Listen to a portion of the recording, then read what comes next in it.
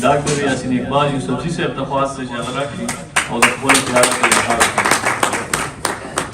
بسم الله الرحمن الرحیم. زه چې هر سټیج ته ځم نو ما له سره راځي نه او دغه پوهېږم نه، خو چې د حالاتو ته ګورم، د ماحول ته ګورم، نو هغه ما له څه خبرې راولي او کوشش مې دی چې دا فضل ستار ورور کوم کتاب لیکلی دی، شیر افضل صاحب لیکل کړي دي بلاشه، او زموږ نور ملګري شاعران او ادیبان لیکل کوي، نو د دې شاته څه دي؟ دا دې څه لیکي؟ نو راځئ چې په دغې باندې خبره وکړو چې دا درد د کوم ځای نه راځي او دا مسله څه ده چې موږ یې خامخا په باران کې او په ماښام کې او کله د شپې موږ راټولوي. څوک وایي ما کتاب لیکلی دی، څوک وایي ما غزل لیکلی دی، څوک د مزاحیه شاعرۍ بابا شي. د دې شاته څه دي؟ نو شروع چې خلک کوي نو د یو شعر نه کوي. د اجمل بابا یو شعر دی، وی زما د بابا کور او ورور به خدای که یو سلال شي، زما د بابا کور او ورور به خدای که یو سلال شي، د وینو په دې ډنډ کې به یو نوی ګل پیدا شي. نو دا شاعران، دا ادیبان، دا پوه خلک، دا استادان، دا ټول معاشرې ته دغه تبلیغ کوي، دغه نصیحت کوي. که څوک ورته حدیث کوي، که څوک ورته قرآن ښیي، که څوک ورته تبلیغ کوي، نو د ټولو مقصد دا دی. او خدای پاک کوم چې دا قرآن را لېږلی دی، نبي علیه السلام کوم احادیث دي، د دې ټولو مقصد دا دی چې مونږ انسانان او مونږ انسانان نه شو. پښتو خلکو یارې خولي چې پښتو یو زړه ژبه ده او دې کې څه کېږي نه، دا به ختمه شي.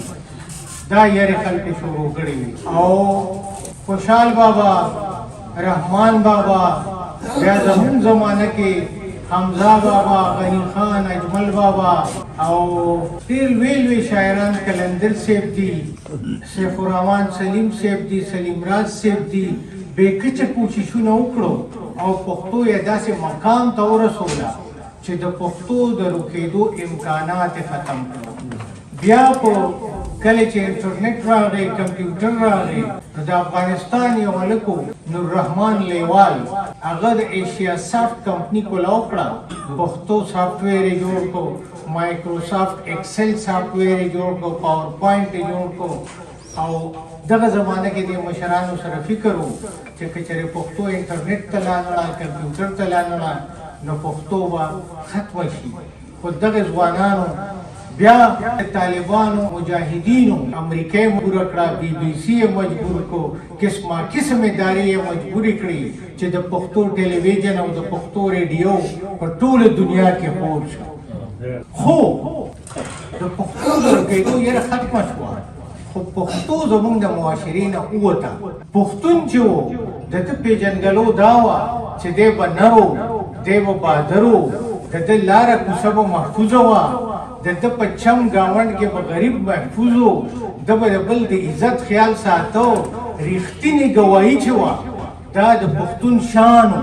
اوس تاسو په خپل کور کې ځان د رښتینې ګواه نه شئ پیدا کولی، نر پښتون نه شئ پیدا کولی چې په مظلوم باندې ظلم کېږي او د هغې خلاف څوک راپاڅي.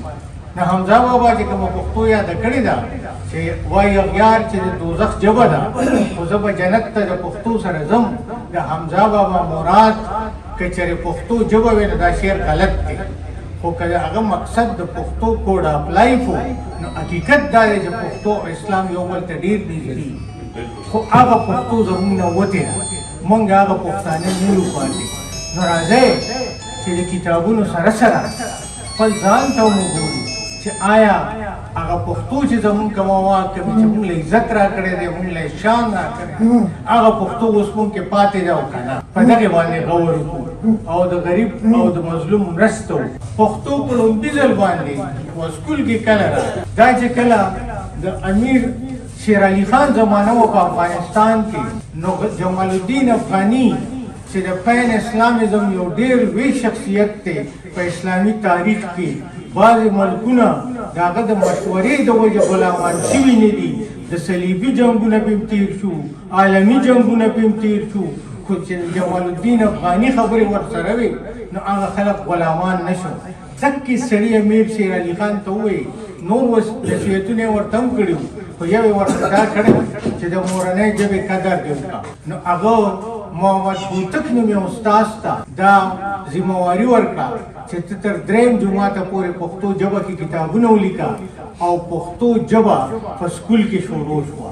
نو دا د جمال الدین افغاني او د امیر شیر علي خان برکت و چې پښتو سکول ته راغله.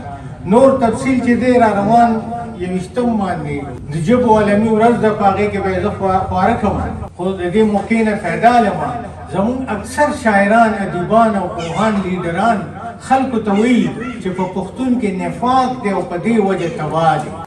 زه بالکل دې سره اتفاق نه کوم، ځکه چې هغه پښتون چې دی افغانستان یو وړوکی غوندې ملک دی، هغه په ایران باندې حکومت کړی دی کله چې هغه سپر پاور، په هندوستان باندې حکومت کړی دی په کومه زمانه کې چې هندوستان سپر پاور. زما خیال دا دی چې موږ صحیح لیډرشپ نه دی پیدا کړی، موږ سره صحیح لیډرشپ نشته په دې وطن کې. پښتون کې د قربانۍ جذبه شته.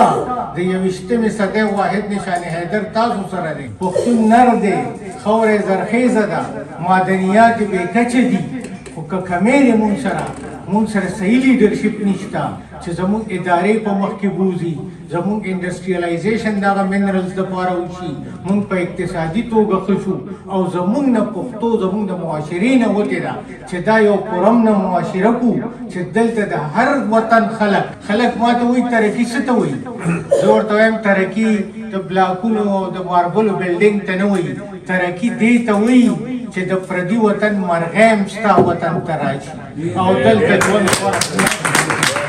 ترقي دې ته وایي څنګه چې نن زمونږ ټیلنټډ ډاکټر، ټیلنټډ انجینیر، ټیلنټډ استاذ یورپ ته ځي، امریکې ته ځي، جاپان ته ځي. ترقي دې ته وایي چې پردي ستا سره ژوند کول غوره وګڼي او د خپلې خاورې نه ځي، د پلار نیکه د وطنه ځي. ترقي دې ته وایي.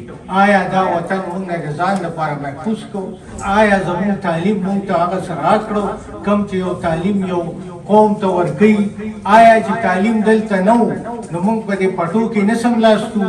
آیا چې تعلیم راغی موږ ځان پسې اوس جرندې نه اچو؟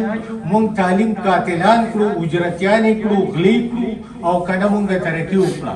چې تعلیم نه و نو زما ټایز زما د کوڅې ترکان جوړول، زما ارټ زما د کوڅې ترکان جوړو، زما لور زما رمبې زما د کوڅې ترکان جوړو. او چې تعلیم راغی نو زما ټایز د چاینا نه راځي، انسټرومنټس مې د جاپان نه او د امریکې نه راځي. د تعلیم مونږ مفلوج کړو او که نه مونږ په مخ کې بوتلو. د تعلیم ته سوچ وکړئ او دې کې د استاد او د سرکار سره زمونږ معاشره برابر ذمهواره ده، ځکه چې زمونږ بچی د سکول نه راشي نو مونږ ورته دا نه وایو چې خانې تا څه زده کړو، مونږ ورته وایو تا څو نمبرې واخیستې او ستا ګریډ څه دی. که مونږ د دې بچي نه دا تپوس شروع کړو چې تا څه زده کړو، ما په فزیکس کې ماسټر وکړو او ما نه د بلب لګولو چل نه راځي، پکار دی چې دا ډیګري زه ډېران ته وولم. ما انجینیرینګ وکړو او د انجینیرینګ واړه کارونه زه نشم کولی، پکار دی چې دا ډیګري هم ډېران ته وولو. مونږ که کم سبق وایو نو دیم زمونږ دا سوچي چې زه د دې ادارې نه ځمه او رخصتېږم، زه به ځان سره سوړم. که د کاغذ ټوکړی نو کور کې ځان نه ښه رنګونه واله او غټه ګاته سپینه واله او په هغې باندې غټ خپل نوم ولیکه او چې څه ورسره لیکې او ورسره ولیکه، هغه ستا ډیګري ده. ډیګري سبق نه دی، سبق دقه دی چې تا جوړ کړي. او د سبق به درته زه سمپل خبره وکړم. یو مشر نه یو ورځ ټلیفون یې راته وکړ، ما ته یې نن سبا څه کوې؟ مونږ ماشومانو ته وایو چې سبق په کتاب کې دی، ستا په سر کې دی، په اکسفورډ کې، په کیمبرج کې او په غټو ادارو کې او غټو بلډینګونو کې نه دی. نو هغه ما ته وایي د عربۍ یو ضرب المثل دی، وایي چې العلم فی الکتب لا فی الصدور. نو ما ورته صاحبه بیا علم وایي څه شی دی چېرته دی؟ هغه ما ته وایي چې تا سبق وایي او تا کې معرفت رانغی، ستا په سینه کې معرفت رانغی، په سینه کې هغه علم ته هېڅ حاجت نشته. نو مونږ نن سبا د انفارمیشن یو برمار دی، هر چا سره بلا خبرې دي، خو سوچ په هیڅوک نه کوي هغه معرفت په مونږ کې نه ښکاري د هغه علم او د هغه پوهې د وجې شاعرانو ته مونږ درانه ګورو ولې ورته ګورو په دې ورته ګورو چې دې هغه احساس خلکو ته بیا بیا ورښيي او ساده مثال یې دا دی که پالیستار کتاب نه وی چاپ کړی نو نن به زه ستاسو مخې ته دلته نه وم ولاړ دې مونږ له د یو پازیټیو شیرینګ of information or sharing of intellectual and wisdom approach یو موقع مونږ له راکوي چې مونږ خپلو کې کینو او خپلې کمۍ یو بل ته ووایو او که یو دوه ملګري یو بل سره کینو او مونږ هغه خپل غمونه شریک کړو او د هغې نه د وتو لار دغه کړو نو دغه به زمونږ د ترقۍ لارې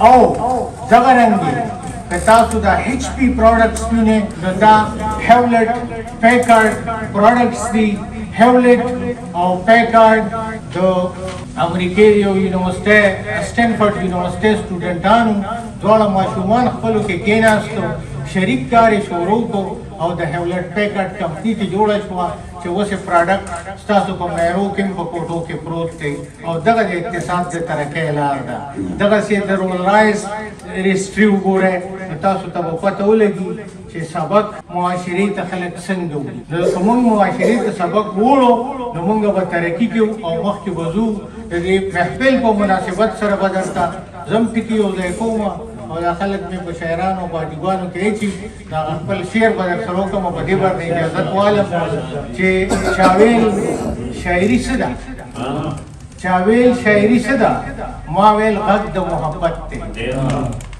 د زړه د تله کېږي ځکه زړونه زنګوي د زړه د تله کېږي ځکه زړونه زنګوي چاویل شاعري څه ده ما ویل ننګ دی او غیرت دی وی ټکی د فقیر د خولې تختونه زنګوي وی ټکی د فقیر د خولې تختونه زنګوي چاویل شاعري څه ده ما ویل ردم د فطرت دی وی توري د قلم خو جهانونه زنګوي او چاویل شاعري څه ده ما ویل روح د فن حکمت دی ما ویل روح د فن حکمت دی د ترک سره چې سم چې اسمانونه زنګوي چاویل شاعري څه ده د رندانو عبادت دی چې هضم احساس کې اندامونه زنګوي او چاویل شاعري څه ده دا د پوهې شناخت دی چاویل شاعري څه ده دا د پوهې شناخت دی صوفیان د زمانو ورته سرونه زنګوي او چاویل شاعري څه ده ما ویل بس زما عادت دی چاویل شاعري څه ده ما ویل بس زما عادت دی په خوب کې رالم سر کې فکرونه زنګوي چاویل شاعري څه ده یوسفزي قسم جنت دی فطرت ورته نسیم سره ګلونه زنګوي